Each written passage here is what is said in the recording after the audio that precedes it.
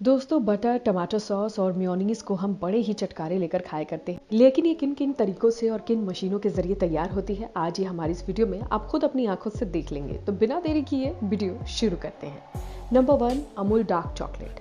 दोस्तों अभी हाल ही में चॉकलेट डे गुजरा है, जहां पर आपको किसी फ्रेंड ने चॉकलेट तो जरूर खिलाई होगी, लेकिन क्या आप सोच सकते हैं कि इन चॉकलेट को आखिरकार किस तरह घुमा घुमा के दुकानों पर बेचा जाता है?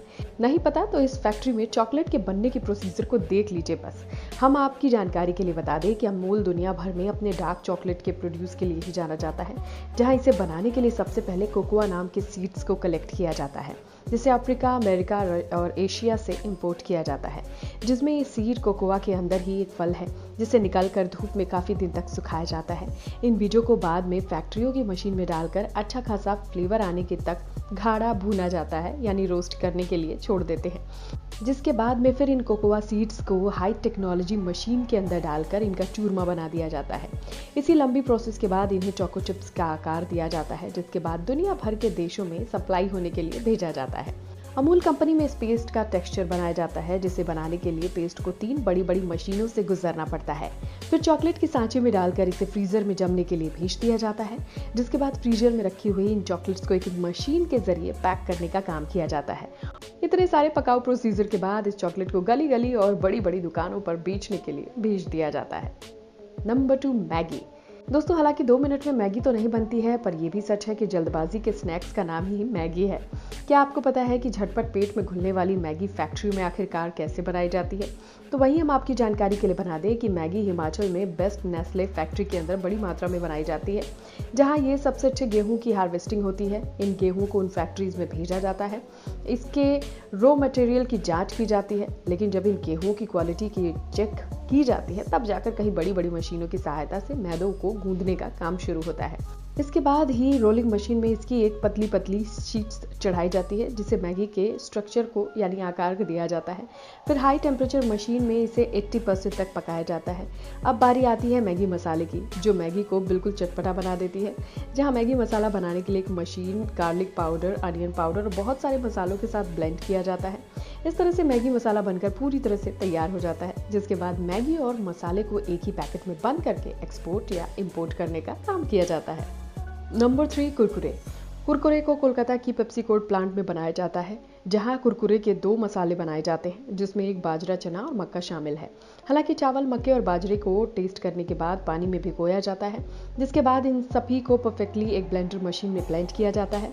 इससे बनने वाले इस मिक्सचर को एक टेक्सटूरर मशीन में डाला जाता है, जिसके अंदर टेढ़ी मेढ़ी शेप वाले कुरकुरे का बनना शुरू हो जाता है। इसके बाद कन्वेयर मशीन से गुजारा जाता है, जहाँ पर कुरकुरे फ्राई हो जाते हैं। इसके बाद एक टबलिंग मशीन में डालते हैं, जिसमें सभी मसाले कुरकुरे में मिलकर तैयार हो जाते हैं। तो कुछ इस तरह से कुरकुरे तैयार हो जाता है, बिकने के लिए दुकानों पर सप्लाई कर दिए जाते हैं। Number 4, tomato ketchup. दोस्तों पराठा हो या समोसा, दोनों पर ही टोमेटो केचप लगाकर खाने का मजा ही अलग है, लेकिन इसे बनाने का प्रोसेस देखकर आपके मुंह में पानी आ जाएगा। मगर सबसे पहले टोमेटो केचप बनाने के लिए बहुत सारे टमाटरों को ट्रक में भरकर फैक्ट्री में लाया जाता है, जहां इसे पहले हाइड्रोलिक मशीन में धोया जाता है। फिर इन सभी टमाटर को कन्वेयर मशीन से गुजार कर सड़े हुए टमाटर को अलग कर देते हैं। इसके बाद इन टमाटरों को स्ट्रीमर से गुजारा जाता है, जिसमें इनके छिलके अलग हो जाते हैं। लेकिन इतना सब कुछ करने के बाद इन टमाटर को ब्लेंडर मशीन में नमक, मिर्च, मसाला डालकर अच्छे से ब्लेंड कर दिया जाता है, जिससे कि इसका स्वाद एकदम निखर कर आता है और सॉस तैयार होने के बाद रंग बिरंगी बॉटल्स में भरकर खाने के लायक बन जाता है। Number 5, KitKat. दोस्तों थोड़ा सा ब्रेक हो जाए, ये लाइन तो आपको याद ही होगी, जिस वजह से किटकैट को काफ़ी लंबा ब्रेक लेकर बनाया जाता है, जिसमें इतनी सारी मशीनों से तैयार करके छोटे छोटे किटकैट को हम तक पहुंचाया जाता है। जहां किटकैट को जापान में बहुत बड़ी फैक्ट्री में बनाया जाता है, जिसमें बड़ी बड़ी मशीन्स के चलते छोटे से प्रोडक्ट का उत्पादन बड़ी मात्रा में किया जाता है। जिसमें पहले मशीन वेफल्स को बनाती है, जिसे ठंडा करने के लिए कन्वेयर बेल्ट से गुजर कर वापस निकाला जाता है। जिसके बाद मशीन इन पर सैंडविच क्रीम की लेयर चढ़ाती है। मशीन के द्वारा एक के बाद एक वेफल्स को चढ़ाने के बाद ठंडा करने के लिए फ्रीजर में रख दिया जाता है, जिस पर चॉकलेट की बहुत ही मोटी परत चढ़ाई जाती है। बस पैकिंग के बाद, प्रोसेस के बाद किटकैट को मार्केट में बेचने के लिए भेज दिया जाता है। Number 6 potato chips. दोस्तों आलू के चिप्स को बनाने के लिए सबसे पहले आलू को बड़ी मात्रा में धोकर कुछ इस तरह से मशीनों में सुखाया जाता है, जिसके बाद इनके छिलकों को उतारा जाता है। बाद में इन्हें गोल गोल मशीनों में डाल दिया जाता है, जहां ये स्लाइड्स कट कर कुछ इस तरह से तैयार होने लगते हैं। लेकिन इन स्लाइसेस को भी फ्रायर से गुजरना होता है, जिसके बाद ये पोटैटो चिप्स बनकर तैयार हो जाते हैं। नंबर 7 मिंटोस। दिमाग की बत्ती जला देने वाला मिंटोस बहुत सी प्रक्रिया से होकर बनता है, जिसमें सबसे पहले ग्लूकोज और चीनी कोकोनट ऑयल को एक मिक्सचर में मिक्स किया जाता है। फिर कन्वेयर बेल्ट की मदद से जेली को बाहर निकाला जाता है, जहां रोलर और मशीन की मदद से जेली के छोटे छोटे हिस्से में काटकर इन्हें फाइनल लुक देने के लिए पैक करना शुरू किया जाता है। Number 8 mayonnaise. दोस्तों चलिए टेस्टी मेयोनीज बनाने की रेसिपीज भी हम आपको बता देते हैं, जहां खास तरह के मटेरियल को मिक्स करके बनाया जाता है, जिसमें पानी, नमक, चीनी, ग्लूकोज को मशीन में डालकर अच्छे से मिक्स किया जाता है।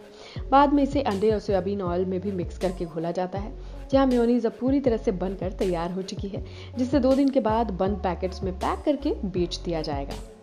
Number 9 butter. दोस्तों पराठे पर हर बार एक्स्ट्रा बटर रखकर स्वाद आता है, लेकिन चिकने से दिखने वाले इस बटर को आखिरकार किन किन तरीकों से बनाया जाता है आप हमारे इस क्लिप में देख सकते हैं, जिसमें सबसे पहले दूध को अंदर से मलाई निकालकर इस मलाई को 14 डिग्री सेल्सियस पर ठंडा करके रखा जाता है, जिसके बाद इसे बहुत सारी मशीनों के प्रेशर से मिलाया जाता है, जिससे बटर निकलनी शुरू हो जाती है। इसे बटर पेपर मशीन की मदद से इस तरह से बटर पेपर लगाया जाता है और इस तरह से सॉफ्ट बटर हमारे घरों में खाने के लिए मिल जाती है। तो दोस्तों इस तरह की और भी इन्फॉर्मेटिव वीडियोस को देखने के लिए हमारे चैनल को लाइक और सब्सक्राइब करना बिल्कुल ना भूलें।